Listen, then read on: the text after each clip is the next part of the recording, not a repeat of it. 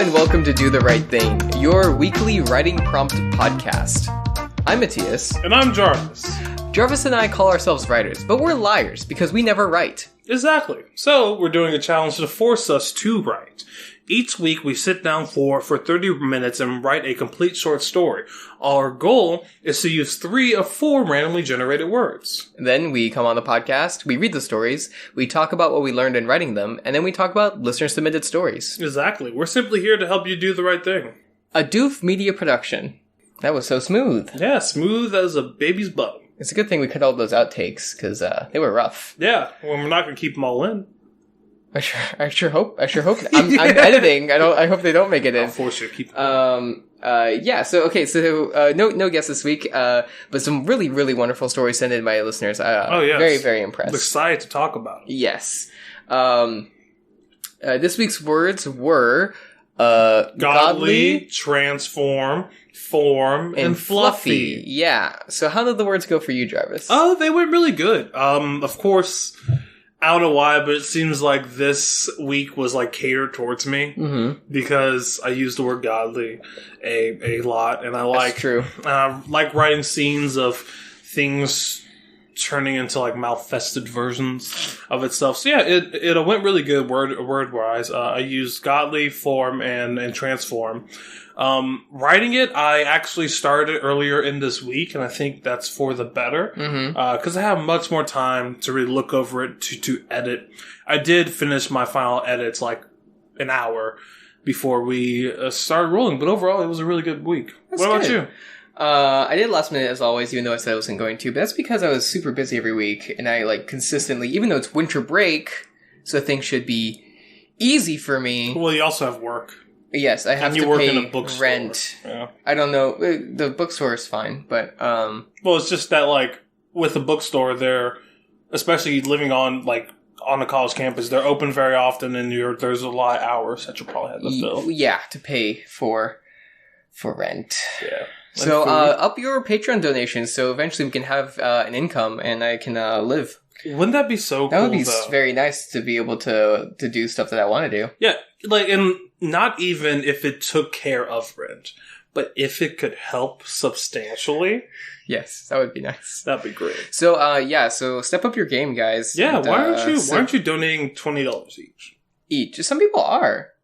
Yeah, but some people are. That's crazy. We need everyone. Everyone. All of them. All of the listeners on all of the Doofcast. Anyone who's read Worm, really, I think should donate to us. Yeah. To us.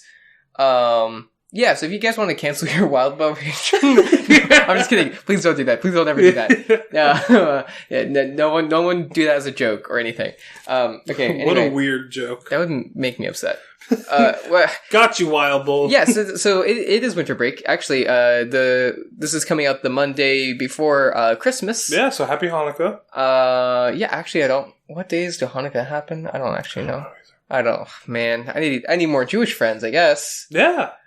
Yeah, so this is the week before the alleged birth of Christ, alleged date of birth of Christ. Even though it didn't happen, but yeah, it happened in a different time, but that's neither here nor there. Yeah. So the 12 Days of Doofmas have been coming out. It's been very good. I've loved the articles. They are locked for the $10 level and above on Patreon. So if you are getting at that level or are considering upgrading the level, please do, and then check out those essays. They're very good. Yeah. I wrote twice at 4 a.m. mine.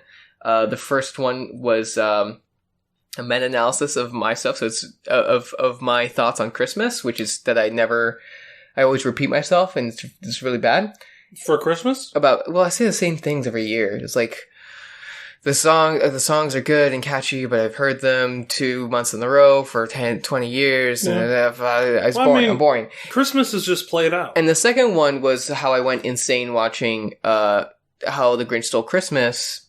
I went insane in the first 2 minutes because the Who's of Whoville live inside of a snowflake, and that's terrifying. Do they? Yes, they do. Oh, so I'm guessing the in the opening beginning shot is the zooming opening in shot on a is we zoom in on a snowflake. It's a story that happened inside of a snowflake, and here's the thing: the Who's of Whoville have been around for at least 1,000 years because they're celebrating this Christmas marks their 1,000th Whobilation. Oh. Now, perhaps that they have more than one Whobilation a year. This is also possible. However, the Grinch has been on Mount Crumpet for at least 53 years because that's how long it says in the thing. However, we don't actually know how long their years are. They could just be a couple weeks. But also, the point if you think they are smaller, which means that time would... Exactly, that's what I'm saying. Yeah. They live so much faster because the snowflake hasn't hit the ground. It's still falling. So from when it became a snowflake, that's when the Who's started. Yes. And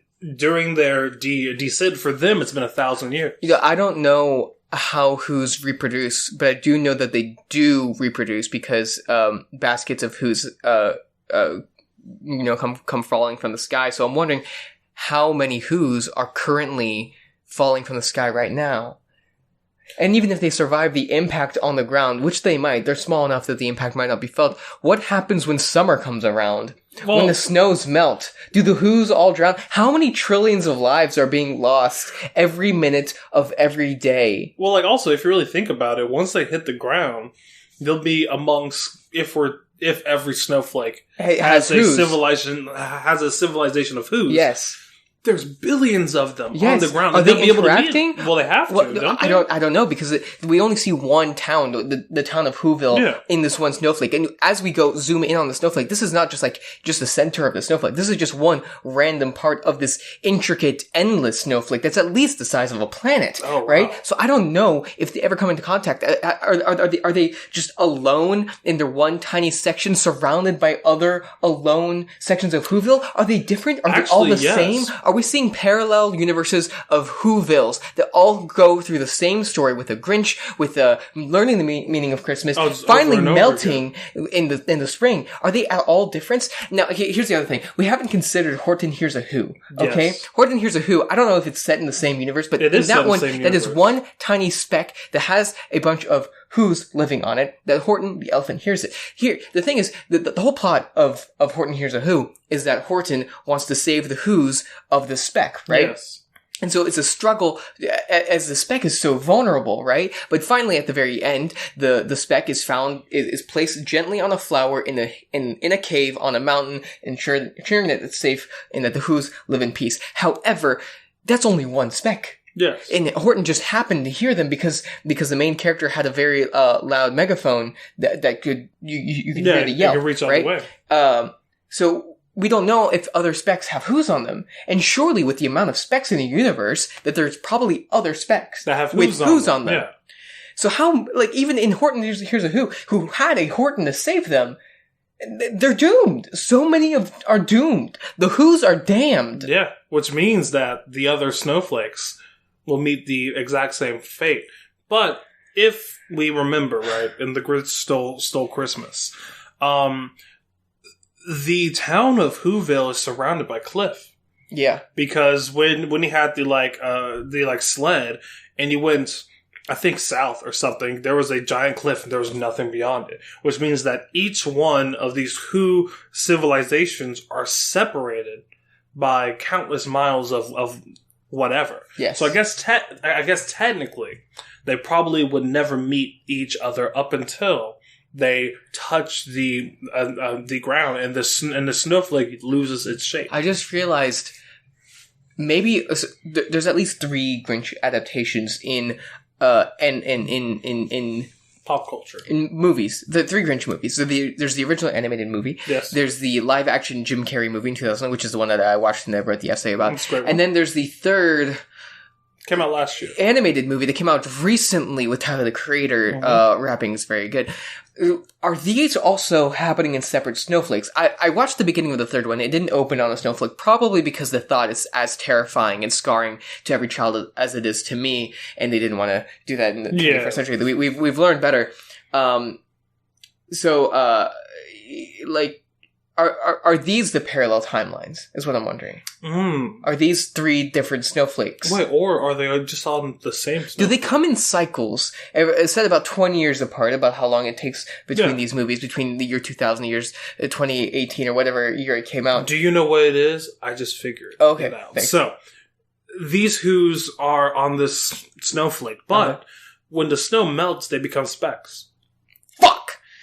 Okay. I've probably gone off the deep end a little bit. We should probably get back to the actual podcast. I'm sorry about this. If you want to email me with more, Who or Dr. Seuss terrifying, theories or other things like that, you can email us at rightthingcast@gmail.com.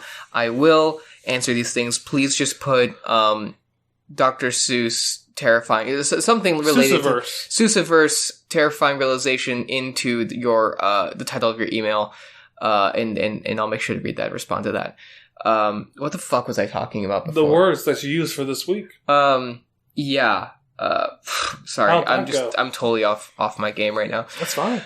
Yeah, so, I used all but fluffy, although, or all but godly. Although it was very interesting to see the trend among listener stories of having, there was very clear trends. These were very evocative of certain things, of people becoming gods, or fluffy things becoming gods, or monsters becoming fluffy. Yes, or some mix of these things. There's a transformation. Yes, that happens. This was high in the fantastical, which I'm happy about. It's fun. It's fun to bring things that are fantastical. Yes, it is. And where to find them. The writing went okay though. I ended up with something mostly action, but we'll talk about that later. Some very, very high quality stories this week. I'm in the number picked up. We got some new people. Yeah. So thank you so much to everyone that's picking up this podcast and trying it out for the first time. Let's try it out. Yeah, I know that you're trying it out for the first time. Sometimes a little bit difficult. But I like taking a leap. I think is so worth it. Oh yeah, definitely. And I don't know, it's just good for you as an artist and just as a person. It's just good to at least attempt writing, I feel. And it's good for us because we get to read more stories. Exactly. We gain more money. Is that what happens? No, I haven't got paid yet. Okay. That's fine. All right. Let's jump into the stories. I don't know if I'm going to keep the Who stuff. I think you could. I mean, keep most of it, at least. It has been consuming my brain, is the thing. So, I think it would be disingenuous to not include it. Yeah. But, yeah. All right. Also, this is going to be short ep anyway. Sure. Jarvis, what do we need to know about your story going into it? So, the idea from this story, as most things that I do, as most stories really do, it comes from music. Specifically, I think either last week or the week before that, I spent upwards of $50 buying every single last System of a Down album. It's a fantastic band. I love them. I would recommend everyone to listen to them. And on, I think, their second album, it's titled Steal This Album, there's this great song named Mr. Jack. And the idea from the story partially comes from the scene that is being set up in the song, but also a lot of the vibe that I really draw from that song. So great song. Should definitely go and listen to it. But yeah, besides that, it's something that I wrote. I really like it. I feel that this will definitely be something that I want to revisit and try and edit. And I'm excited for y'all to read and hear it. Hell yeah. So the title of this story is Mr. Jack. Miles off from I-35 in that strange area between country and suburb, an old Ford Taurus sputters. The driver was revving it, forcing his foot to the metal like he was in the Fortune 500. And, even though he wasn't, his heart was still pounding, like the upbeat interlude of a metal song. Whether it was a side effect or the whole point of Hydropank, Jack was on the cusp of passing out, eyes heavy and breath short, revolving his head in a small circle, trying as hard as humanly possible to not vomit on his freshly dry, cleaned suit. He was on the come-up. An hour or two of horrible feelings that bridged their way to godly ecstasy, and, to him, it was worth it. Whenever he's hunkered down for a 12-hour journey, he likes to be outside. at 3 a.m. when the drunks have gone home. To his left, he'd see vast countryside glittered in lamplight and stop signs. There, he could gawk at God's grandeur while staying relatively safe in his car. To his right is nothing but forest. Keller's evergreen forest. The oaks grow dense and tall. No more than 3 steps in and you'll be enveloped in dark. Jack enjoyed the duality. The shadows of the forest keeps him humble, and the freedom of the rolling hills kept hope in his heart. The car's cabin light didn't do much. Its fluorescence was damaged by years of being wrapped up in smoke and Febreze. No brighter than candlelight, it hit Jack's glass just enough to make the shallow glass the least bit appetizing, catching the tiny whiskey bubbles in a flattering light. Alongside that, the dim glow made the trash and scraps round the car ever present, letting any soul that wanders by know that green Taurus was well lived in. Tap, tap, tap. Can you roll down the window, sir? Officer Watts kneeled patiently by the driver's side window. Tiny silk streams of steam dissipate round his neck and shoulders. Officer Watts was the kind of officer to blast the heat as soon as he starts his patrol. Never did he stray from his beat. Never did he go above and beyond for any arrest. He simply punched in to the job like a 9-to-5, making a quick buck for doing absolutely nothing along this stretch of road. Jack snapped back, seeing the red and blue lights behind him. His heavy eyes set on Officer Watts, his form meshing into itself, transforming into a bastardized version of Nemesis from RE3. It was bizarre to Jack. He knew the effects of pain would mess with his vision, but not so soon and not as drastic as it was. Evening, officer. Watts tapped on the glass again. Tired of straining his eyes and fed up with the go-round, he shines a light into the car. Roll it down. The whole situation is suspicious. A middle-aged man sitting on the side of the road for the last couple of hours.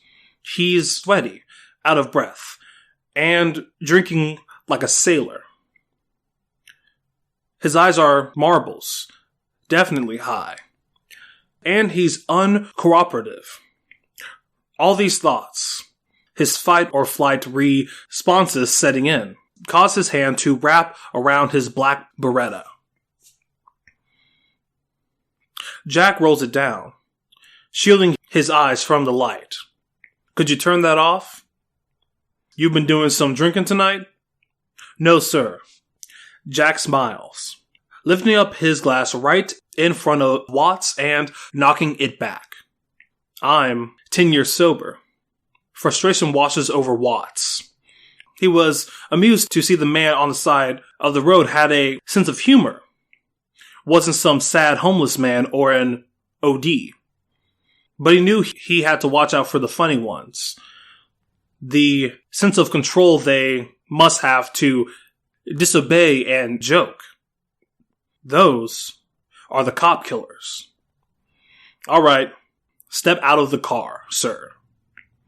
Watts tapped the roof and stepped back. I don't think I should. I'm not asking, buddy. Come on. Jack's anger got the best of him. His mind breaking through the depressive ascension of hydropink and into the electric highway. His rationale is stronger than ever before, as if the next few minutes were predetermined before the pink even hit him. I'm traveling the electric highway. Go and get your quota somewhere else. Look at here. I'm trying to be nice and understanding here, but I can't talk to you unless you step out of the car. You're giving me a bad high, man. It's been a long fucking month, and I'm not gonna end it with a bad high. Either you're getting out of your car on your own two feet, or I'm gonna have to make you. Watts' words reached Jack. Nice and easy, he opened the car door, hands up and empty. Jack slowly stood up to Watts, too close for anyone's comfort. Is there anything in the car I should know about? Yeah. Your bitch is in the back sleeping it off. At the slightest hint of hostility, Watts draws his gun.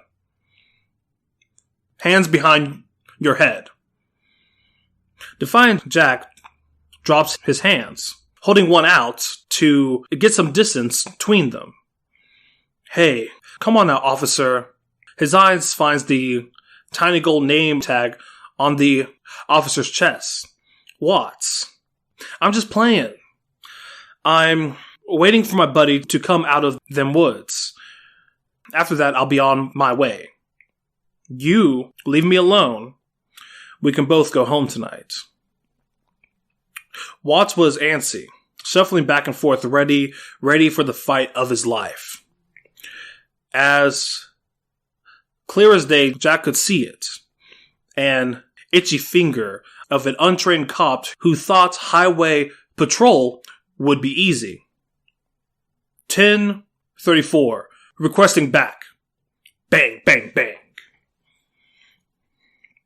By the first shot, Watts was already gone. Planted it in the tip of his nose and out the back. The last two shots hit the shadows Jack saw behind him. Watts' blood covered the freeway. Jack's heart finally calmed down, and, like clockwork, he scraped the officer off the pavement and stashed him in the trunk. There wasn't much worry in his mind. Cops like all the time on the side of the freeway. Yes, there would be an investigation. And yes, the dash cam footage would tell it all. But all Jack needed was another hour in this backwards town. After that, he'd be halfway to Canada, drinking whiskey through a straw. He stepped back in the comfort of his car. His hands, still bloody and brown from moving Watts. Ooh, smells like stank in here. In the backseat of his car, spine sat up straight and proper in the center. He didn't have skin, or muscle, or flesh, but he was smiling. The bottom jaw of his skeletalized longhorn head rattled in excitement. His words were calm and unemotional, as if all surrounding events are rain on a window. You said this was Pank, man. Jack put his head down. Something in his head was all kinds wrong. It didn't hurt, but it felt like it was burning away. His memories and sense of self blown to pieces with the third shot. His life became dry. Opening his mouth and huffing through charred lungs was the only saving grace he had till it passed. So what the guy said, Primo Pank. Oh well, there's nothing wrong with a bad trip, Jack. Just hang tight. Play that CD you just bought. Last time I took Stink, you took me for a ride. You did this on purpose, goddammit. I didn't do a thing, Jack. You took the hydro stink with joy and excitement. Like a boy when his father comes home. And if I remember right, you let me take over for a time. All those bad thoughts and cursed visions you saw can't let my partner's psyche break so easily. Jack fell silent. The sheer mention of the visions his last stank trip begot eating away at his grip. We're gonna get through this. We always get through this. Hey, how's about after this job, we go to Margaret's? Grab a slice of pie and talk about space and shit. Pie? He struggled to find himself and his thoughts. The stink in his system pulling him away. Pie sounds good, Spine. She's been lost in the woods for hours. From her concrete castle, she swore there was a highway just past the forest. A highway that can take her far away from the doctors. Escape was a challenge. Even now, deep in the woods, she pulled her mind away from it. Away from the guards she beat into vegetables. And the other patients she didn't think twice about leaving. Up to now, the plan was to survive their test and walk away scot-free and healthy. She was their favorite. A healthy young woman susceptible to all the drugs and gook they pumped into her. She knew this well enough to keep her mouth shut and her eyes low. No one needs a weapon's 2 cents. The thing that changed all that was a conversation she overheard. 2 drunk docs spilt the beans in the supposed solitude of their office. Apparently, a couple of weapons just isn't enough. The demand would be too high, and if one were to revolt, the whole thing would go belly up. So, starting in a week, they'll harvest what powers have been instilled in the patients and redistribute them as power pellets. Pricey and effective. So, self-preservation stepped in, and the doctor's golden girls stole all their research, every prototype, and blew a hole in the front gate, sending the whole state on high alert. Jack had a smoke outside, stared long and hard at the shadows in the woods, how they danced, how they shouted riddles and warnings at him as if he was paying them any mind. Spine was right next to him, draped in a tattered black robe that sucked the light in from around it. See, Nick always calms you down. Yeah. Wish I brought some water, though.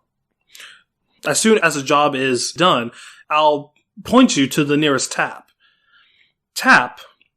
We can do better than... A sharp rustle and hurried panting came from the silent woods. Without missing a beat, Jack pulled his gun and stepped forward. Showtime, Jack. The girl stumbled out of the woods, delirious and bruised, as if the trees tried to thwart her escape. Her body hit the dirt, knocking a tiny bottle of pills from her clutches. Running from something, miss? Jack eased in, not knowing what she could do. The girl hurried to her feet and grabbed the pills. Please, I need your help. What you need to do is give back the pills and come with us. The girl realized she was trapped. Jack on one side and the entire compound on the other. The escape had her weak, and even if she could conjure something, she wasn't faster than a bullet. She's scared, Jack. Well, aren't we fucking all? Spine moved closer to Jack. You're not thinking again. Her eyes were hazy, blurred and untrustworthy. But she saw it. Its black horns and hollow face. What the fuck is that? This here's my buddy, Spine. He and I are going to take you in and grab some pie later. You're not taking me in. No. I'm not going back. I can't. She booked it. Down the tree line towards the highway just past them. Hold it or I'll shoot. She was almost gone. Feet from ducking back in the forest. Never to be seen again. Think about this, Jack. Bang, bang, bang. Bang. Jack got her good. Obliterated whatever spine she had and popped 3 more for good measure. They made their way to her body, half sunken in the mud. Think she's dead? Very. The pills are on her. With his offhand, Jack turns her over. Her hands clutched to her chest. The little bottle in between them. Crazy how bad the company wants those. Hell, if I didn't find them, I'd be out of a job. Do you ever get tired, Jack? Jack looked up at Spine, his lower jaw clicking. What's on your mind, Spine? We live under someone's thumb, and they live under someone's foot.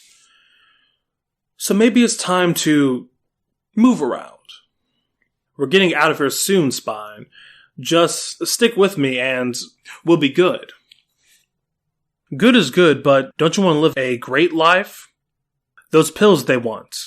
The amalgamation of centuries of evolution and study. They can bring back the dead, cure illness, and give those lucky enough the power of God. Why shouldn't we have them, Jack? Because a bony apparition is all the power I'm gonna get. Yeah, we can run. Yeah, we can sell these to the highest bidder. But in a week they'll be sending us up the river. So I'm not gonna take those pills. Unless... Spine turned his gaze towards the dead girl. Her skin pale from rigor mortis. Unless we have someone to protect us. Jack laughed, knowing for damn sure Spine isn't thinking what he was thinking. Spine, this is a bad idea, man. Come on, Jack. You didn't think this hard about anything since you bought your first box of condoms. You know I'm right. And I know you're scared. Shit's been landing the wrong way for us. But this girl's got something special. She's malleable, teachable. We could feed her any lie and she'd treat it like the gospel. With her, we not only will live a great life, but the perfect one. Spine kneels down by the girl. A bony hand creaks out from the cloak, grabbing the bottle and twisting it open. Here, let your old friend Spine think this one through. With a gentle finger, Spine pulls out a pill. A tiny marble that glowed blue and gold. Just sit back and ride low, Jack. Excellent story. Thank you. Really like this story, Jarvis. This is probably my favorite in a long time, I think. Yeah, same here. Yeah. This is very high up. This feels like a really like an opening to a great longer story. You have these interesting characters, an interesting world, and then you set up this conflict that we can definitely see it continue on. Yeah, so I really like this. There's a lot to focus on here. But before we jump into all the specifics, I want to talk about how you wrote the story. You said that you wrote it pretty early this time? Yeah, so I started earlier this week. And at first I had the scene of Jack killing the cop. Right. Setting up, like, where Jack kind of stands morally. Yeah. Which is a lot towards, like, the immoral side of things. Yes. Also, I wanted to... I know in a first draft, I focused a lot more on Hydropank and Hydrostank, and I went into, like... I hate details. the names of these drugs so much. Hydropank and Hydrostank? I hate it. it's goofy, like real drug names. Yeah, I get it. I don't know. It's not a real criticism. It's just that like it made me like not take them seriously at all. Okay, yeah. But like, that's it. It's not an important criticism. Yeah. Well, see, I know in the first draft I had a different voice with it that fit a lot more with calling these drugs hydropank and hydrostank. Pank works, but then it's just that like when the word stank would come up, I'd be like, well, it's stank because it's stanky. Yeah, I can't take this character seriously because it seems stank. If you're taking a drug called stank, like that's not. Well, see, okay. There's lore here, Matthias. No one wants to take hydrostank. Okay. People take hydropank because it works, but hydrostank is old hydropank that's festered over time. So it's stanky. My point is that when this character's taking these drugs, like this character, I view them as taking cocaine, but not meth, right? Yeah. Stank is more on the level of meth. Yeah. Right, where it's like a lower, cruder, even more unhinged version. That's anyway, what it is, yeah. This is too much focus on something that doesn't matter. But so I was focusing on that like a lot more. And then I thought of Spine. Okay, yeah. Spine is my favorite character. Only because I like him very much too. I like it that he's the voice of reason. Yes. Even though he's a longhorn skull. He's a longhorn skull in this black cloak, which could possibly be real, but could possibly also not be real. Well, like, yeah, what'd you get? Yeah, I got that. Like, well, I thought it was a little bit odd that he didn't do that much. Mm-hmm. Like I thought, I got the implication a little bit that it was like, so the cop gets shot, right? Yes, and I was like, where did the gun come from, right? And then he comes in, and then Spine is there. So I assume Spine had shot him, but it was Jack, right? Jack shot the cop. Yeah. Yeah, so I was just thinking maybe if there was a little more of a link of like an explanation. Jack having the gun, yeah. Or just some, like, what Spine does other than just talk, right? Because I assume he does a little bit more, right? Oh, yeah. Spine could do a lot more, but kind of how I pictured it was that the only people that can see Spine are people that have taken this, have the powers, had the powers. So no one can see Spine, but yeah, I mean mostly he's just fucking there. Yeah, no, he's cool. Yeah, and he's just an interesting middle ground of like he's both more unhinged and less. He's like take the drugs but don't kill the girl, you know? Yeah, so it's interesting. But yeah, no, I definitely got that he's more like a spirit thing. Like he's not just a guy. Yeah, I got that. A guy in a mask. But yeah, I really like it. So I want to examine the opening a little bit. So, I did feel a little bit like you discovered that there was supernatural stuff a little bit later in the story, yes. But I think it like you would only need to add in like barely any hints to make that like flow just slightly easier. Just something that like if you were to rewrite it, I'm sure you'd do it naturally. I am, yeah. But so just examining it as it is. I really like, so you have the stuff with the drugs, right? And so you already know that he's going to be weird, right? Mm-hmm. And then the cop comes up and he's like really calm about it. He's not taking it that seriously. He's just like, ugh. And then he continues drinking, right? Yeah. And we're like, okay, this is already going to be bad. Like just for the drinking. And then we think that the conflict is going to be him like trying not to get caught, right? But he doesn't take it seriously. And then the cop shows up. And we get a little bit into the head of the cop a little bit. Mm-hmm. And the cop is like, does not want to deal with this at all. But like has to because he's a police officer. Yeah. And he's like kind of getting scared, right? And we pick that up and we're like, you know what? Like, yeah, Jack is being kind of creepy. Like he's drinking right in front of you. Yeah. He doesn't care. So we think that Jack's not taking this seriously. He's going to get himself shot, but we're also like kind of like, you know what? Like we get the police officer's response, and it kind of does feel inevitable when he's shot. And it's very surprising though, very very spooky. I think. Yeah. Watts, he makes the mistake of not shooting Jack. Like he has the gun up and he chooses to call for backup instead of shooting, and then he gets shot. So it's a really good opening. And then we get back in the car and then we see the skeleton and stuff and we're like, oh fuck, this is not just someone that's getting high. This is not just some asshole. This is someone with supernatural powers and something else going on.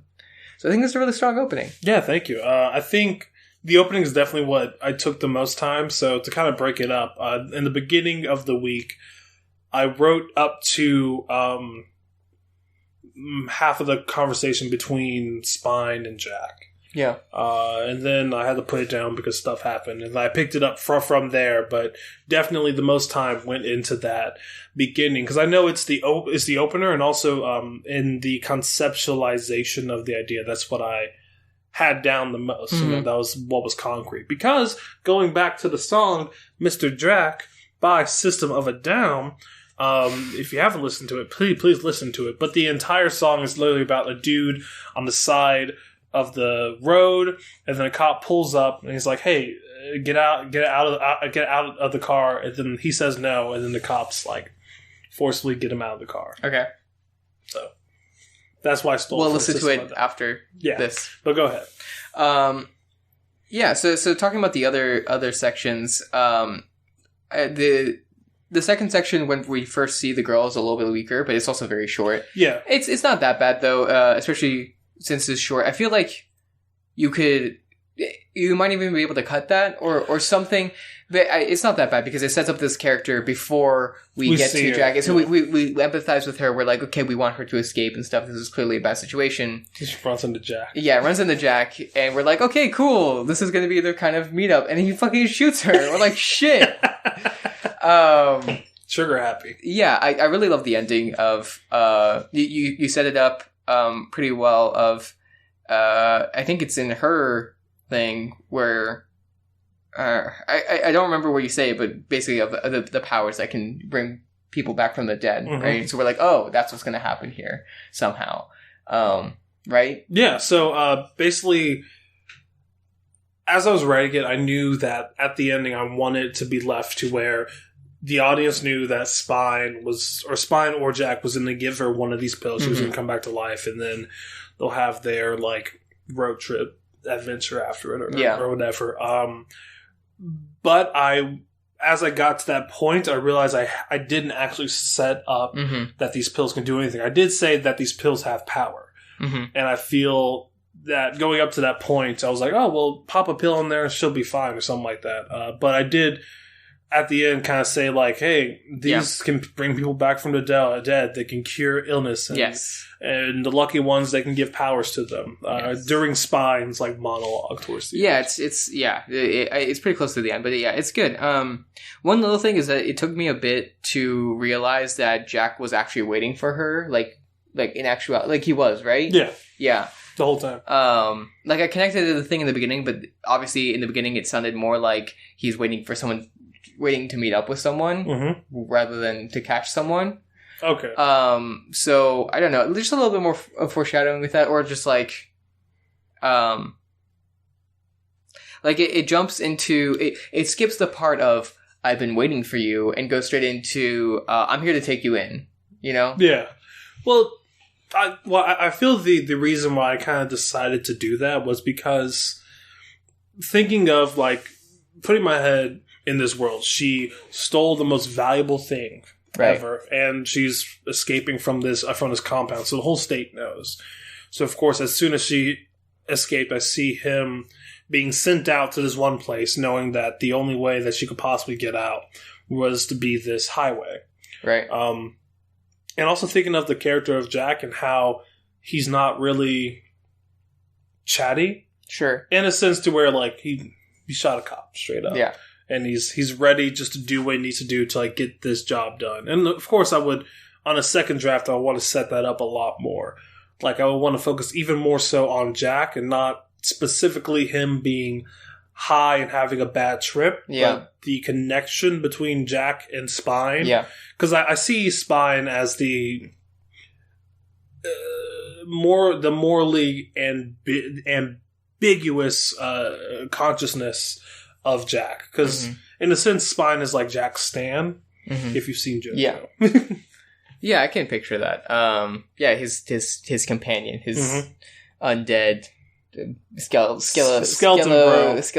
Yeah, sure. Yeah, this is very entertaining though. I love their dynamic of just they're both the straight man for the other. Yeah. It's interesting. Yeah, there's a lot of good stuff in here, and then adding in this other girl, if you continue this, I think would be also an interesting way to add to their dynamic. Oh, definitely. I think in a second draft, though, I'll probably, if not cut the second section, elongate it a lot more, or just do something different. Sure, because definitely after the conversation between Spine and Jack. The rest, I was very muddy about. I was trying to get to that end, which is why I think it feels a bit rushed. Like, especially when Jack shoots her, like they just, at least when I read it, they just teleport over there, even though it's said that they go over to them.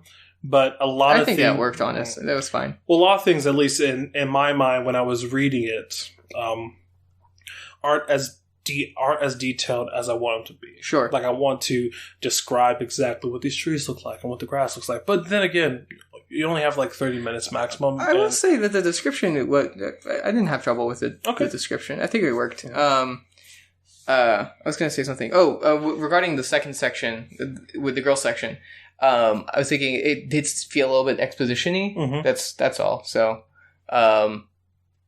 yeah, I think if that you just like grounded it in her running away, and then like add the exposition into that, and then maybe some of that information can just show up in the dialogue between her and Jack and Spine and not much else. Yeah, and yeah, I think that's very true. I would rather focus it on one scene specifically because that's what was missing. Of course, it's that like that this girl that I haven't describe whatsoever is in the forest running, but we don't know like what the inside of the forest looks like, why she's bruised when she comes out because she tripped over her spine or whatever. Just certain things that in a second draft I will want to go in and add a lot more to it. Yeah. Mm-hmm. Anything else you want to talk about in your story? Oh, I actually, one thing, I specifically want to talk about a couple of lines that are really fucking great. I love Spine's part at the end where he says, we live under someone's thumb and they live under someone's foot. So maybe it's time to move around. I love that very, very much. It just shows that it's a very character way to say that we should be more free and we should stop listening to people and stuff. It's time for us to not be shackled to this job. Yeah. So yeah, that's nice and evocative of the character. Yeah, I really like that. Yeah. Going back, second draft, what I would change. I've already said a lot. Fix the middle section, add a lot more detail in the beginning, and set up the connection between Spine and Jack even more. There was like so many notes that I wrote about just like kind of funny things that I would say to each other because of course these guys are partners and, and they're also best friends. Yeah. In a sense, because they have to be. And they also hate each other a little bit. Yeah, because Spine thinks Jack is dumb as shit. Okay. And Jack thinks Spine is creepy and is also stupid. So they basically view the other person in the exact same way that the other person views them. Yeah. And I would want to, of course, set that up a little bit more, give this girl a name a lot more, because she's like, if I were to do more with it, she would almost be, she would be the third main character. Yeah. In a sense. Go into a lot more detail as to what's happening at the actual compound, because I see it as, have you seen Logan? I was just picturing 11, like from Stranger Things. Basically. Yeah, I mean, basically, the trope was there. You didn't have. I don't need any more explanation of what's going on. Really, so like, especially because it's a very strong trope that's used very often. Okay, and you can always just do more stuff later. Like I didn't need to know anything else. Okay, cool. In fact, actually, less would suffice. Even less. Yeah, you could just say she had to get away from the facility of where they're making superpowers. Like just explain that in exposition. You're good. So I have a question, right? Uh-huh. What if I just completely cut the second section and I add a little bit of those bits and pieces about her coming from the compound, all this stuff, and like what they're doing and all that, and I add that in a dialogue between her and Jack. Yeah, I think you could do that. I'm debating. I'm not sure whether my initial reaction is to say yes, do that, because that's just cutting exposition and showing versus telling. But also, it might be good just to get into her perspective as she shows up on scene, as she's running, just because we start empathizing with her because she's a hero of her own story. Yes. And so when Jack shoots her, we're like, God damn it. You know? Yeah. Okay, I see. Okay. Yeah. A lot of edits to do. Do you think you're going to continue with this? Most definitely. I think you should. I like the characters. The picture of Spine has been stuck in my mind for a very long time, and I enjoy it. So yeah, I will definitely do more with this. Maybe even do the editing. We will see. We will see. But that's enough about me. We talked about me for a whole hour. Yeah. So what are you? Who are you? What are you doing here? So I wrote I've been doing, I've been trying to do my winter writing month, which is what I'm calling my version of NaNoWriMo, which is just NaNoWriMo, but in the winter break, because I don't have classes. However, I underestimated how much I would be working, so I feel like I have even less time than I normally do, or maybe just about the same. I'm proud to say that at least every day I've been writing something, So some of those were Do the Right Thing, some of those were Doof essays, and some were other things for other things. So I've only written for 3 days on the thing that I've been meaning to write every single day. So that's a little of a setback. It's good that you're at least doing that much. Yeah, and I haven't been hitting the quota either. Again, usually because I have another thing to write. Yeah. But I'm not going to get stuck in the I need to make up all my words because I'm already 5,000 words in the hole or whatever. Oh, wow. So I'm not going to every time that I sit down to write this thing, I'm going to write 2,000 minimum and try to do more, right? But I'm not going to get mad at myself for not reaching it because it's in the end I'm just trying to get progress, right? Well, then also it's at least I know when I write, I appreciate the long term, how it takes a lot of time. And I mean, yes, I get the point of NaNoWriMo. It's forcing you to write this many words, which is strong. It's forcing you to get in this headspace. But I've always found, right, when it comes to writing anything, one of the best things you can do after you've gotten down a substantial amount of it is to step away. Mm-hmm. Not think about it for at least a week. For me, I take a good week, and then you come back to it with those fresh eyes, and you're able to traverse it again. Yeah, in a sense. But that's the goal. Is that I'll write this, and then take some time, and then go back. Yeah. So, but I bring that up specifically because I spent this Do the Right Thing writing a story that could fit into that book. At this point, there's nothing is canon. Everything that I've written, I could throw away at any moment, start over. Course. So, but this could fit in there. This is a scene in a long progression of maybe this could be there.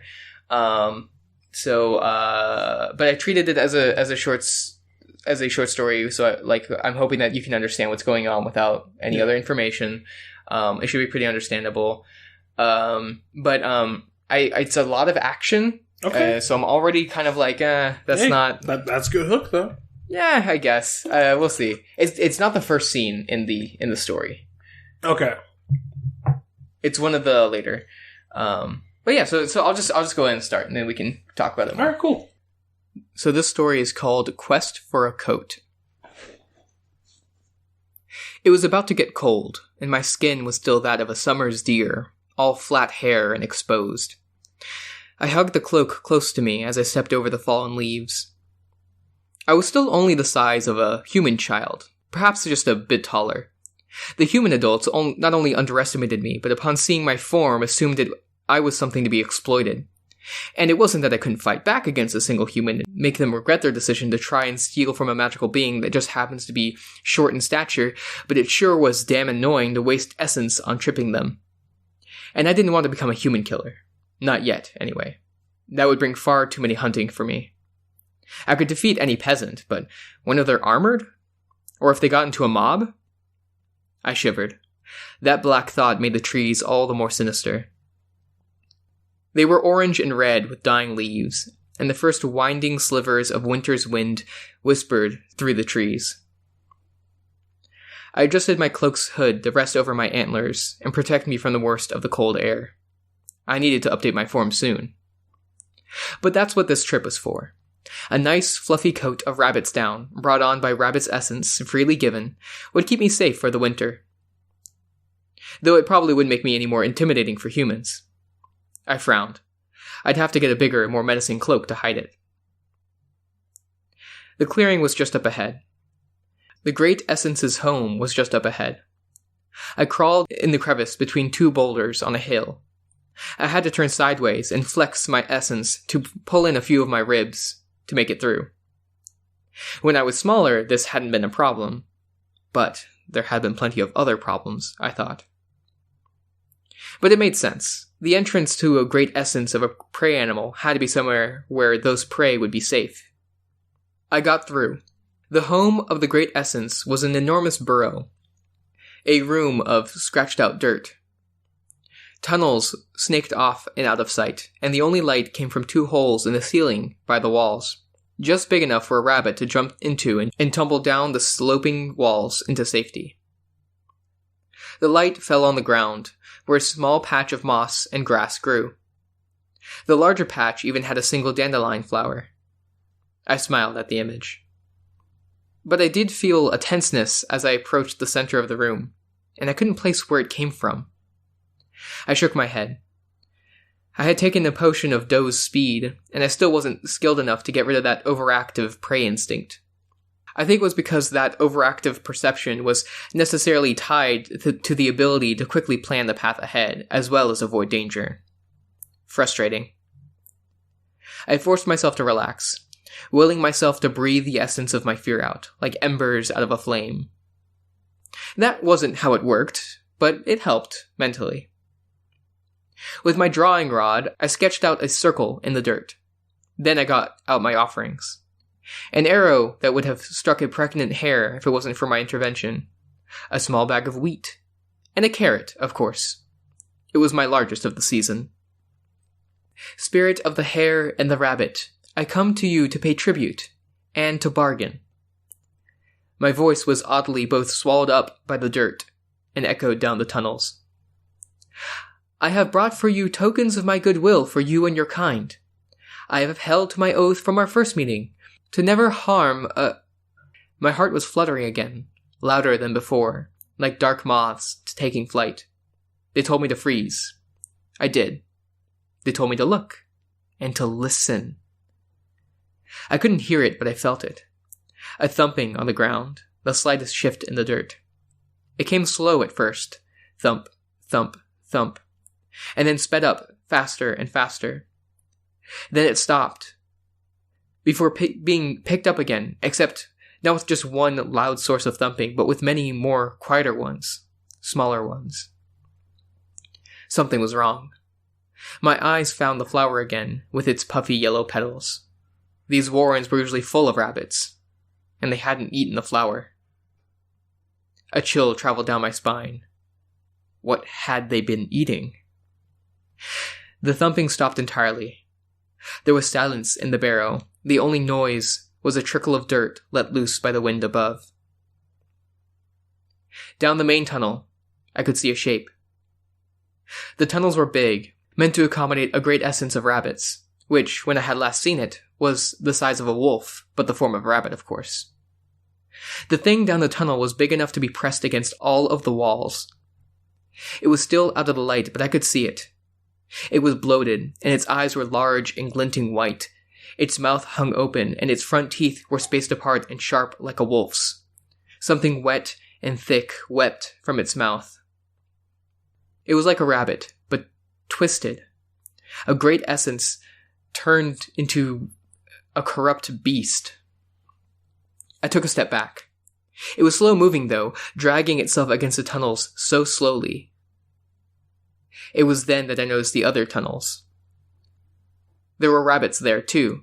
Small, white, dirty rabbits, hopping into the main room.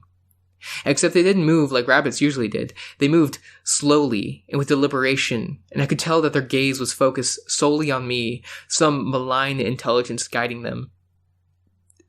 The first 3 entered the room and split up, moving around the edges. Not hopping, more prowling. A movement normally natural on other creatures, but alien on rabbits. And more were coming behind them.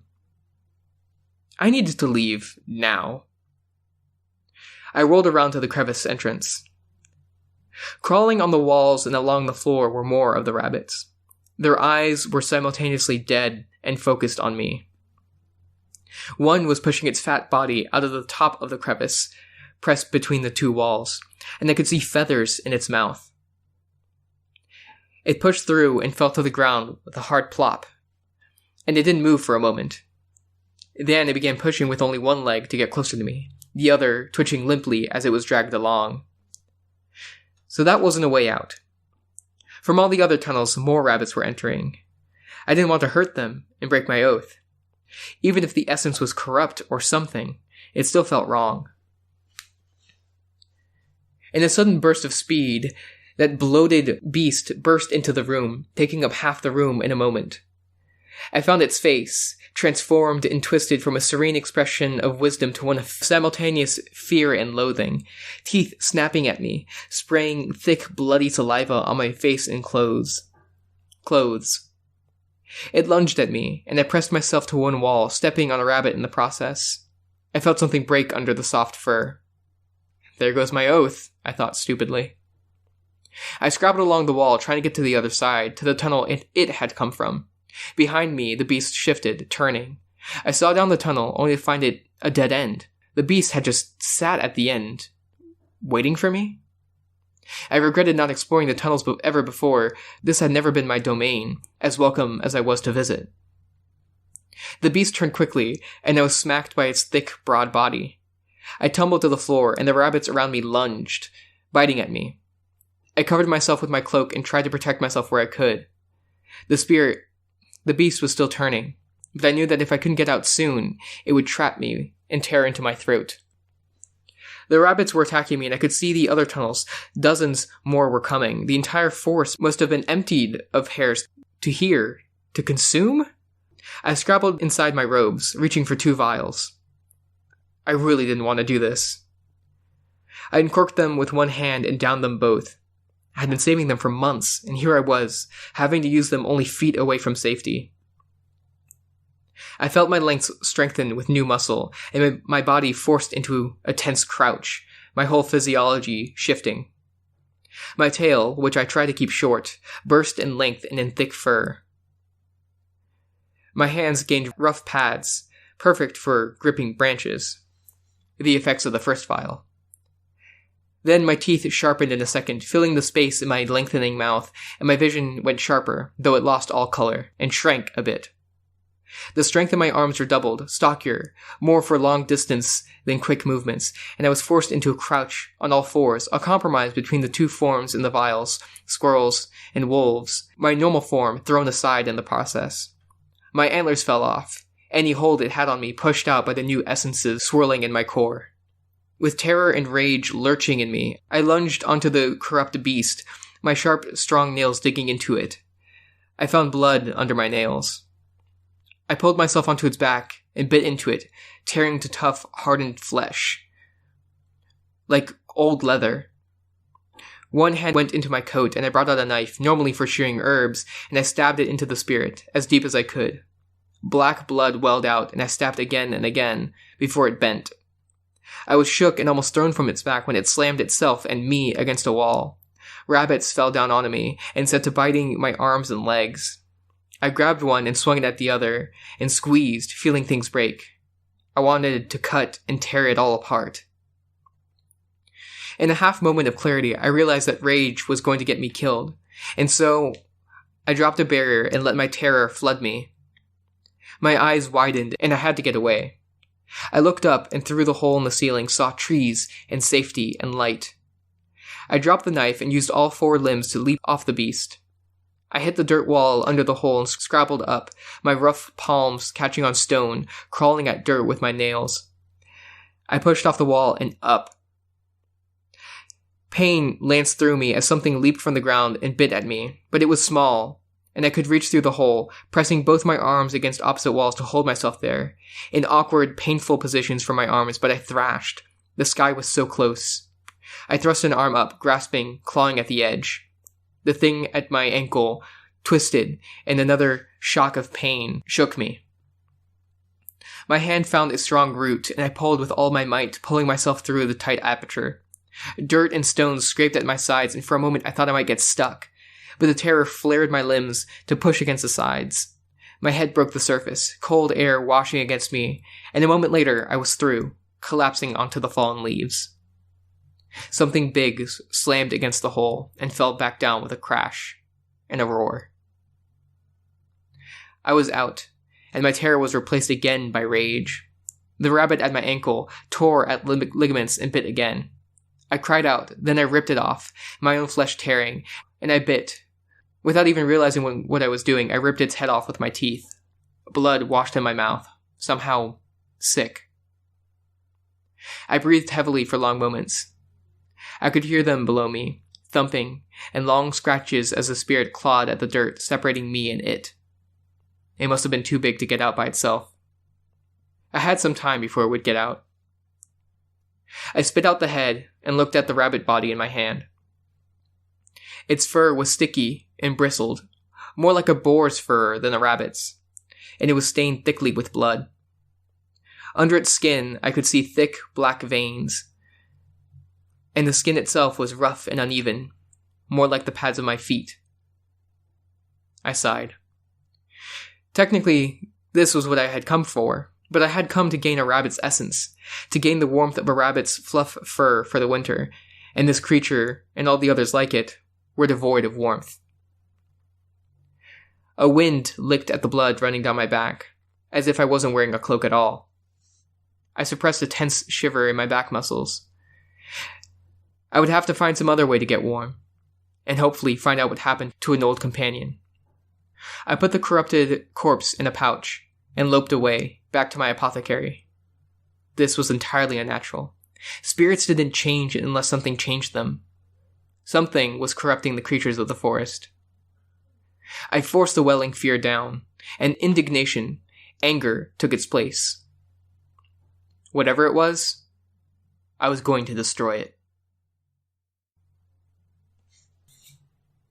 So that's the story. I love the story, absolutely. If it's, as I say every time, filled with the Matthias-isms. I think it's a really nice story that, I definitely see you telling if this is part of this world. I love how this new adventurer is going after this rabbit beast.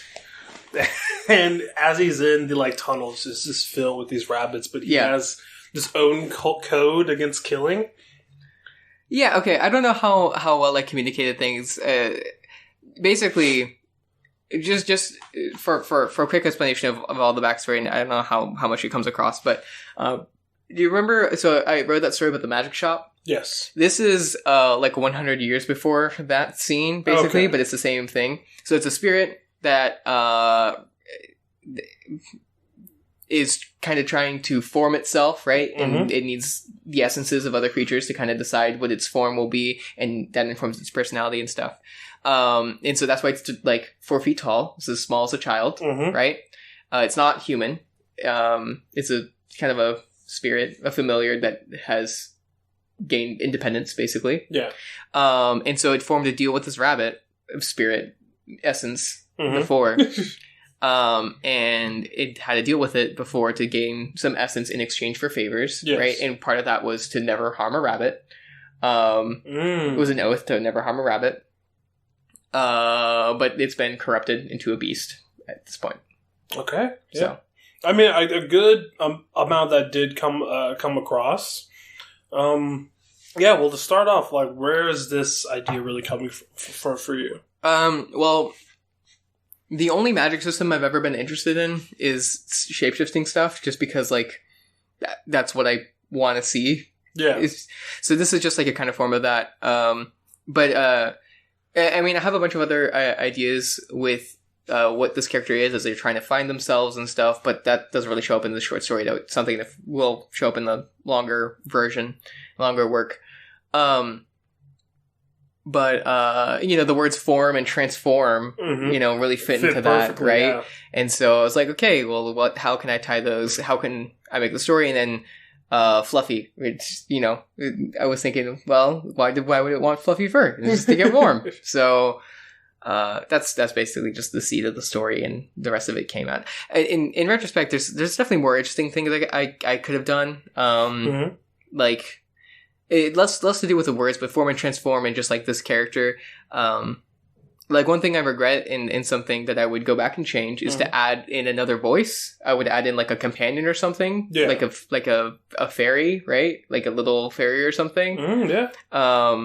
Just to like some interactions and learn some of the character that way. Because there's one other thing that I'm not super proud of is that this character feels a little bit bland. Well, like, what I kind of gathered through reading it, and something that you do very well is staying within the character's head, right? We are right there with them. We feel their fear as they're going into the actual cave. It's great that you even added a moment where they have to physically stop and calm themselves down because of this quest that they are going on. But I do feel if you do add a secondary voice, we can go from in the character's head and we can kind of pull back a little, because I feel like, at least reading through it, that's something that I kind of felt wasn't necessarily missing, but could have been really used a lot more, because it was hard to really figure out, in a sense, like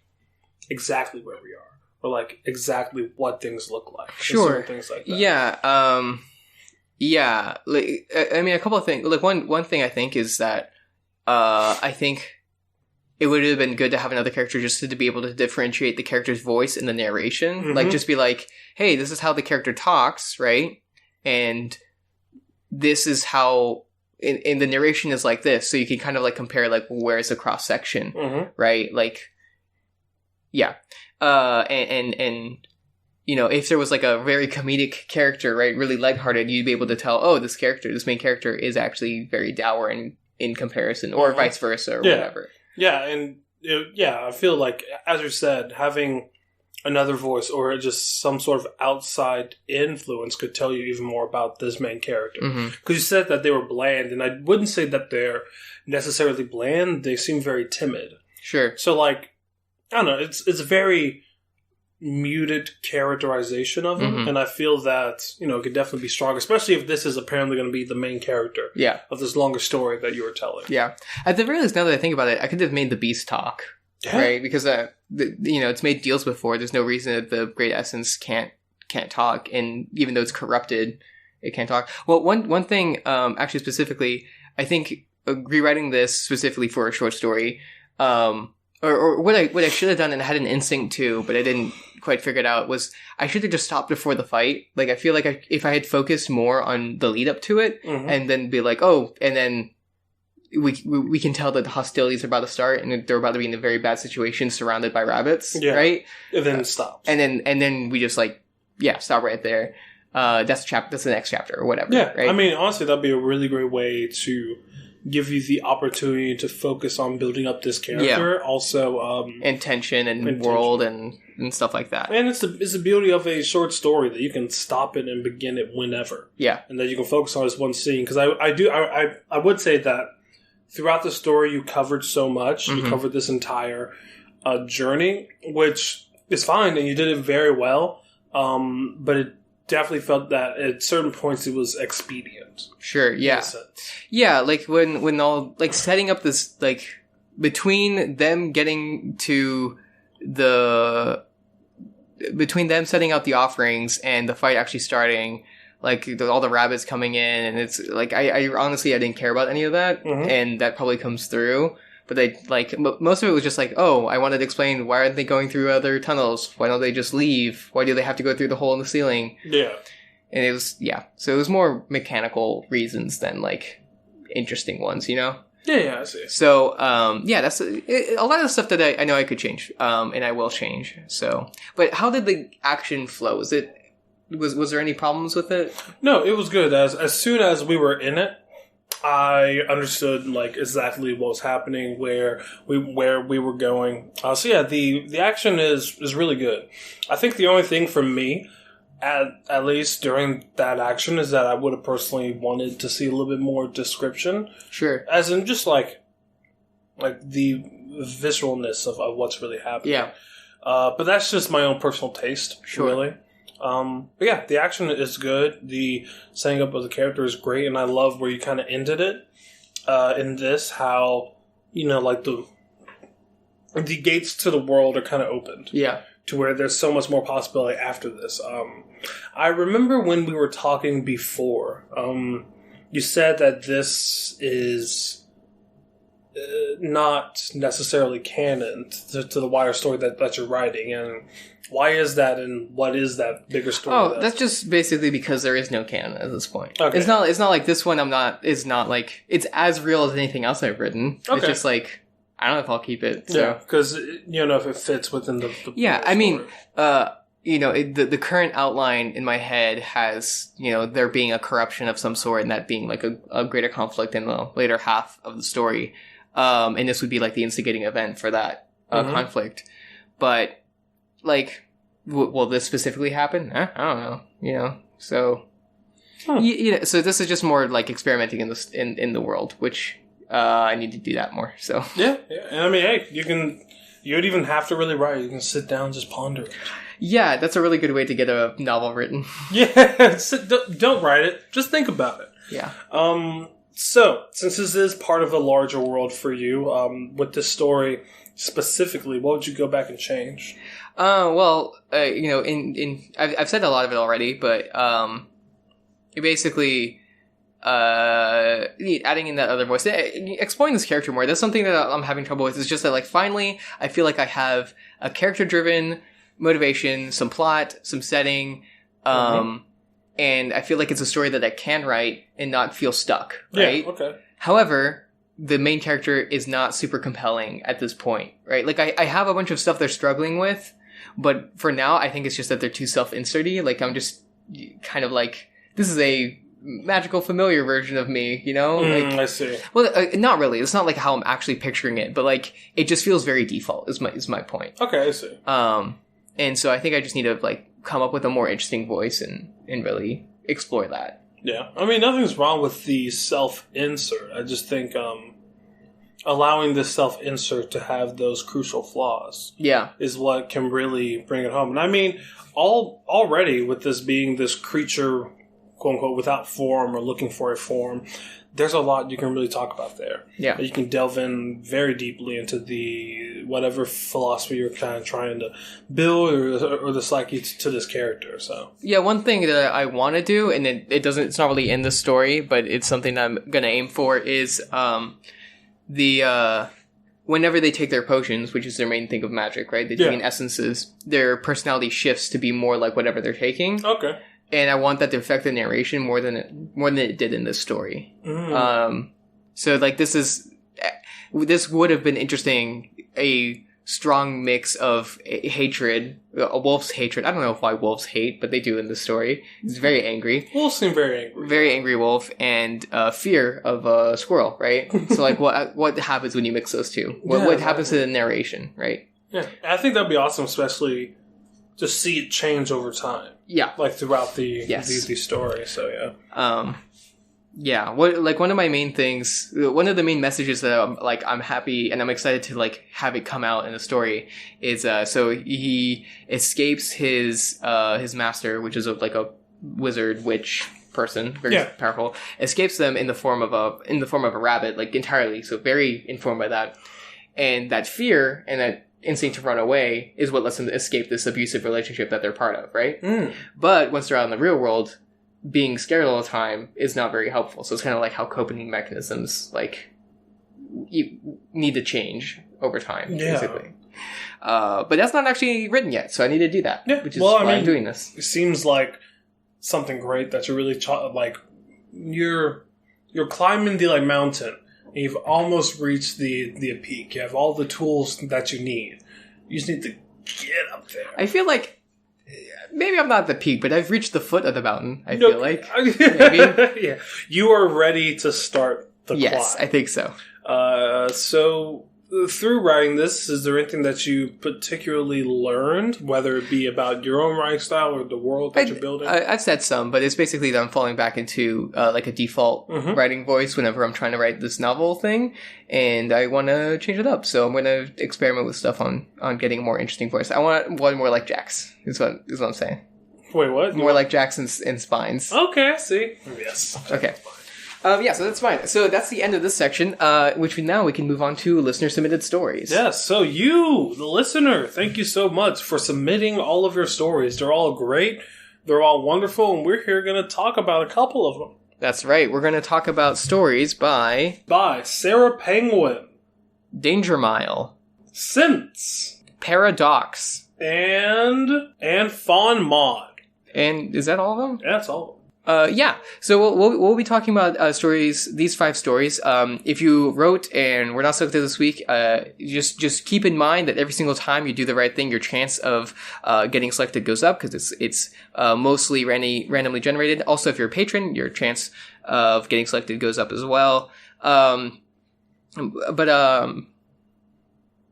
And also, if you haven't read these stories, please do go to //do the right thing and go read the stories on episode 37, Godly Form, Fluffy Transform, because these stories were fantastic. I'm so excited to talk about these, but also comment on some of the others because I didn't get a chance to. But man, the submissions this week were great. I wish we had more time to talk about more of them. Exactly, but we don't. So that's an unfortunate consequence of living in the linear time. Yeah. If only the time wasn't linear, then we could do all of them. Yep. All right, but if you haven't read these stories, please do, because we're going to spoil them as we talk about them. Extremely spoiled. Mm-hmm. And they're worth reading without spoilers. Mm-hmm. So pause, go listen to them, and then come back here. Yep. Are you back yet? All right, come on. Let's talk about them. All right, the first story we're going to talk about is by Sarah Penguin, who wrote Leave It Alone, which is terrible. So this follows Leilana as she is a dryad or a fairy of some sort that's a wood nymph, actually, I believe. And she's in the city, which is a ruined post-apocalypse city. Castles are falling. I think it's like a modern city with like skyscrapers. Oh, well, a large building fell, but a skyscraper. Explicitly. Oh, maybe I'm just dumb. You just forgot. And so Leilana is like bringing the Force back to this ruined post-apocalypse city, but it's really frustrating and takes a long time, and she kind of almost regrets it. But also, she's being heckled. Yeah, so there's this other fae. It seems like this 4-foot tall man with these pretty wings and kind of like makes fun of her. And we get some of the world building of how there are some humans left and they're in the court of the fairy and the Seelie, which we kind of take are like the lighter elves, or the more good ones, want the humans to clean up the planet, and then the Unseelie just want to torture them, which I thought was interesting. But Leilana comes back to her home, and she has a human child there. It looks like that she feeds, and then she meets her girlfriend, who's a water nymph. And there's a great, cool line description there. Nayla, the beautiful, godly form, approached the orange sunset, entering her solid water, creating the most spectacular rainbows. Always solid water and never ice. She was too good for ice. So I thought that was really cool. Great description. Yeah, I thought that was so cool. I was like, it's not ice. It's solid water, and just a cool magical description right there. Yeah, exactly. But basically, just to finish off, Leilana is talking about the child. Has no idea what age it is. Could be 75. Could be 145. Who knows? But obviously, it's a child and much younger. And we kind of get that this is kind of a instigating event. We can see where this is going, of Leilana like learning to not hate humans because she's taking care of a child. Exactly. Which is, I mean, honestly, through and through, it's written so well. I love the world building so much. Like instantaneously, I was captured by this story. And if there is more of this story to tell, please do, because I'm eager to read more. Yeah, it's a lot of fun. Unfortunately, the only comment is an I am dad bot who says, "Hi, almost I'm dad," and I'm really mad about it. I think I've removed it. No, you didn't. Well, but it's good. Now I removed it. It's removed. Oh, that's my favorite comment. It's terrible. Anyway, so great stories, Sarah Penguin. Thank you for submitting this week. The next story is by Danger Mile, a first submitter. Writer, Thank you so much for joining us, Danger Mile. And this story is called Witness. This story is interesting. I'll be honest, at the very beginning, it's a little confusing because the dialogue is like very, it's not directly connected to the narration. Yeah. And we keep trying to connect the dots between the two, and they aren't really. The dialogue at the beginning is a little bit confusing, but in the end, we get the understanding that, the main character is this cat that is like considering why it's chosen this form and a bunch of other things, and we get the picture that it's kind of had this like godly companion, like a god or just God, kind of guiding it through life and maturing it as a being, reincarnated over and over in different forms, and it's been getting bigger. Danger Mile, in their notes, they talk about how this idea is about one god guiding another one to become a full god by living through all the lives. And this sounds very familiar to, Andy Weir's, The Egg, which is a short story. He wrote, The Martian, and his best short story is The Egg, in which this happens, basically. Okay. Where something, like I'm guessing an egg is being trained up to become a god? It's more like, it's where, I mean, you should go read it. It's online for free and it's pretty short and it's just nice. But it's where, a person dies and they're in heaven and they talk to God and they're going to get reincarnated, but it's someone in the past, not in the future. And they're going to live throughout every single human life until they are a good enough person where they'll, become a god. Oh, cool. So they're an egg. They're a child, basically. Anyway, this is a very interesting story. Especially as it went on, it became more clear. Yeah, like going from the beginning to end, a lot of the strings are being tied together. And like, even though in the beginning it is a little confusing, I think it's because we're just hopping right into it. Yeah. But the dialogue that is being told in the beginning is really great. It's very inspired, and it's definitely one of my favorite parts about the entire story. So yeah. And then at the very end, there's another scene from the people that were talking, which were the cat's owners.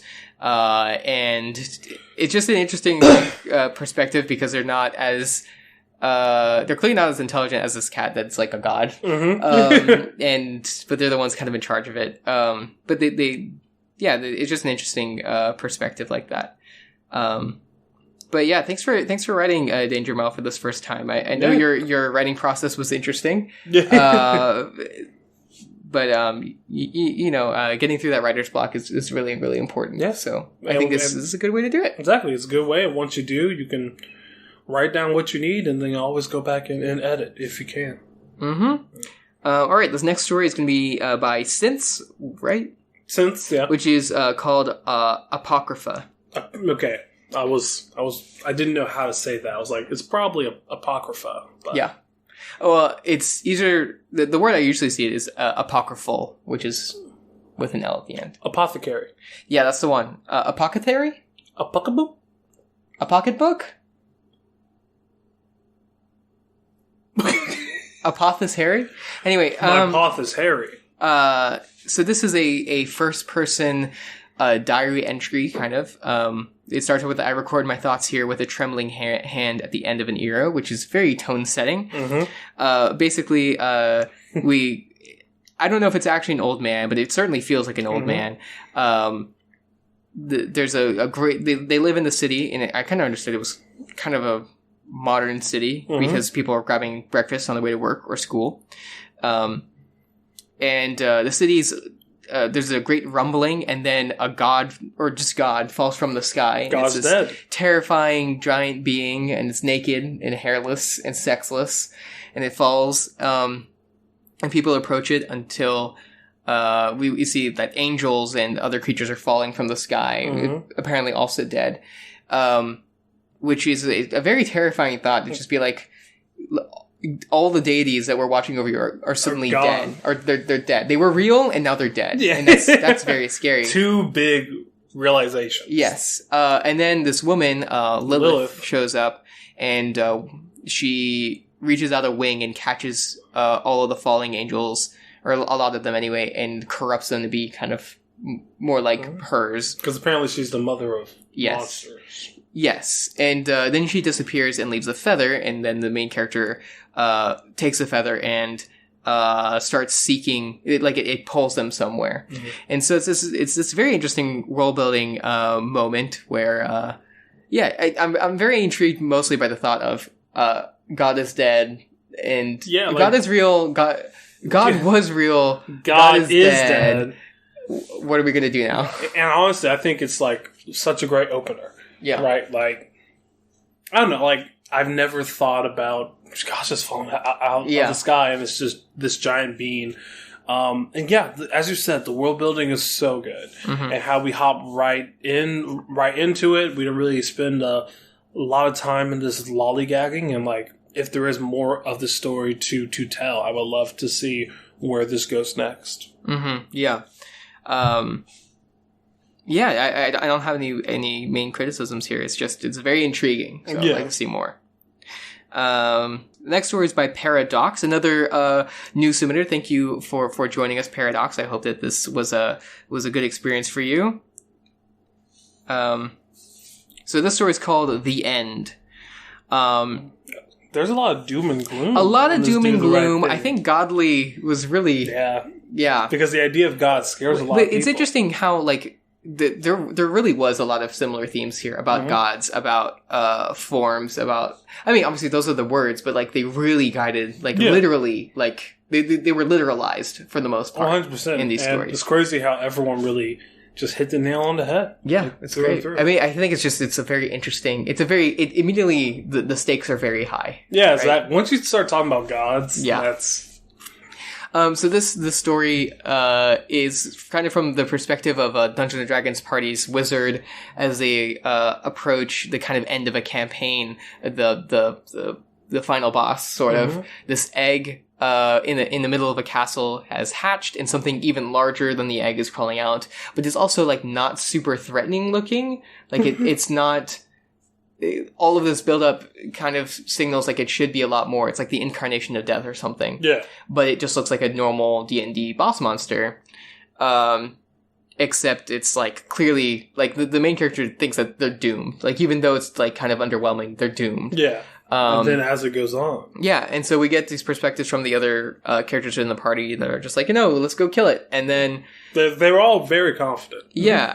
Well, I mean, they're like trying to be. Right? Yeah. It's just like back and forth game to where, of course, the main character is very anxious towards it. But there's also this sense of hope like going into it. Yeah, which is then dashed. As soon as the creature starts changing. One great line that shows the underwhelming, the almost like...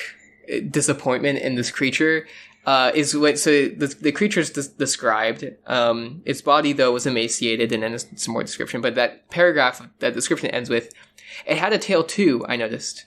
It didn't end any sort of natural weapon, just a normal tail," which is like it's very evocative of like clearly they're expecting more, but like as we get through it, like they're very scared.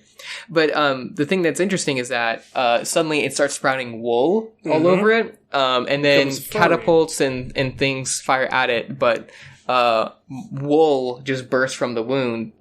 And at first you're like, it's like a sheep thing, but then you kind of realize, and it's not really commented on explicitly in the text, but you kind of realize, like, how do you stab something that has a thick coating of wool around it? Yes. Which is just like, this is such a weird... Like, it doesn't seem like it would be super threatening, but, like, that's basically invulnerability if it's, like, thick enough. Yeah, exactly. So, suddenly you're very scared. But they continue to try. Yeah. Even though, like, of course, it's starting to spell doom and gloom. As they keep attacking this thing, it just keeps coming up with defenses. Yeah. And basically that moment is what terrifies the group of just, like, oh, God. But then they burst into the fight. So I found this very interesting. For a little bit of criticism, I think describing the scene, like where they are a little bit at the beginning, might be a little bit more useful, because I was surprised to find that it was like in a castle. Yeah, as it went. In my mind, it was definitely in like a field. But also, granted, this reminds me a lot of Monster Hunter World. Yeah, I can picture that. Like in a lot of ways. So, play Monster Hunter World. And then write it again. And then join the dev team for Monster Hunter World 65. Yeah. The 75th Monster Hunter World DLC. Yep. Okay. The last story we're going to talk about this week is another new one. By FonMod, who I know was submitting to so-called writers. I don't remember if they submitted to Do the Right Thing before, but if you... but regardless, thank you for submitting this week, FonMod. Yeah, exactly.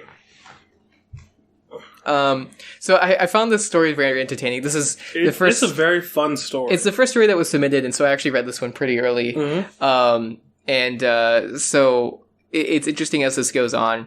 So it starts describing this, it's a first-person narration from a wretched fluffy ball curled next to a trash can as it slowly has to catch food and then starts growing over time. Not only...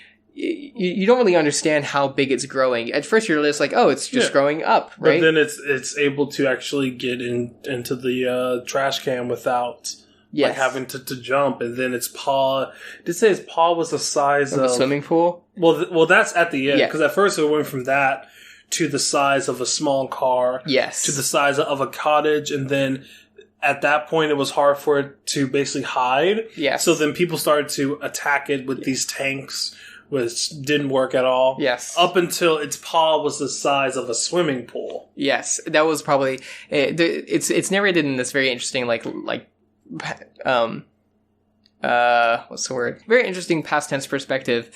So, like, that line is, if there was a time when I could have died, I think it was around here, when my paw could, with some strain on my part, encompass a swimming pool. Ironically, it was around then that they stopped trying to kill me for a time. So it's very interesting. And then, but it continues to grow until it's the size of a city, and just the body heat melts steel anywhere within a kilometer. But it's still like fluffy. So it's still cool.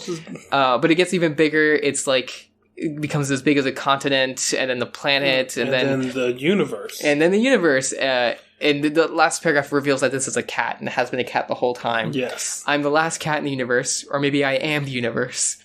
If there was a moral to the story, anyone that could have learned it from it has been dead for 1 billion years. Which is like, fuck. See, and I think that's probably why I like it so much. Yeah, it's ridiculous, but it's also like somber and like at the same time. Yeah, and it's humbling for some odd reason. Yeah. So really well written through and through. Yeah, I think the only thing that I could have ever asked for, honestly, is that it felt like it kept like jumping, jump, and I never really felt there was that moment where like it wasn't growing; it was just being right. Which I mean, that's just something that I personally look for. But I don't know if that something like that would even fit in this short story. I don't know. I think I don't know. I feel like the story is just it is what it is. You know, like it's this concept of it just continuing to grow, and like I don't know what else you would add to it, really. Yeah, I don't know either. Okay. But yeah, I had a lot of fun reading this. So thank you for submitting this, FonMod. I'm really struggling with what else to say. It's this fun concept. I played a video game that was like this once. You weren't a cat. You were a worm. No, interesting idea. It was it's called Tasty Planet, and I played that. It had a fun music, I think. But it was just like, you know those like fish eating games where you're like you're a fish and you have to eat the bigger the fish are smaller than you and don't get eaten by the things that are bigger than you. It's like that, except a scientist makes a cleaning agent, and it just devours everything, and it just like gets bigger and bigger until it eats the planet and then the stars and then everything, and then it explodes, and then the universe is created again. Yeah.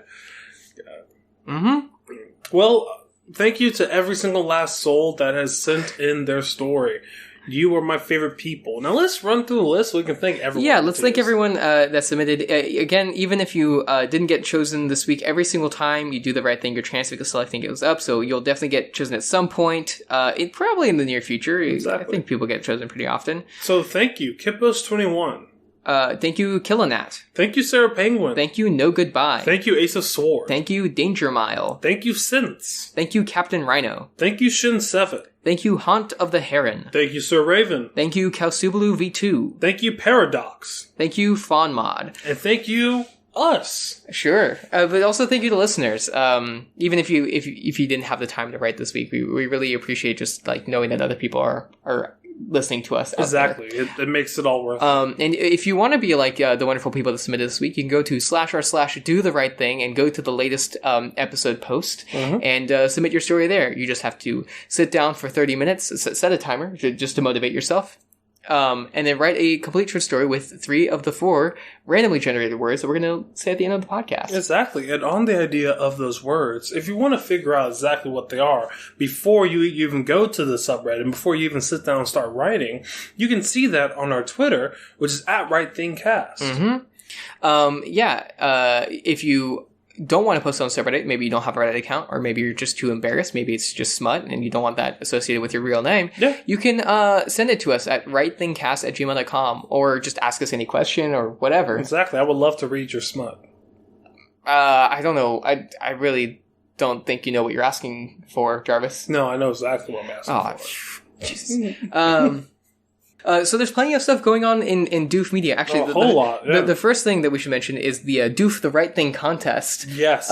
Which everyone and their mother is excited for. Yeah, and you should absolutely tell other people about it. So basically, we are doing a contest with actual cash prizes. All you have to do is take any Do the Right Thing story that you have written from October, I think 23rd is the start date, up to the due date of January 20th, I think. Yes, January 20th. So it's on the site. It's on the subreddit as well. It's a pin post. The rules for the contest. You take one of those stories, you edit it, you keep it under 2,000 words just so, we can actually read it. And then you send it to us, and we will have our patrons rate them, and the first prize gets $100, the second prize gets $75, and the third gets $25, and all 3 will be read and talked about on a special episode of Doof the Right Thing. Doof the Right Thing. Doof the Right Thing. So please submit, have a great time.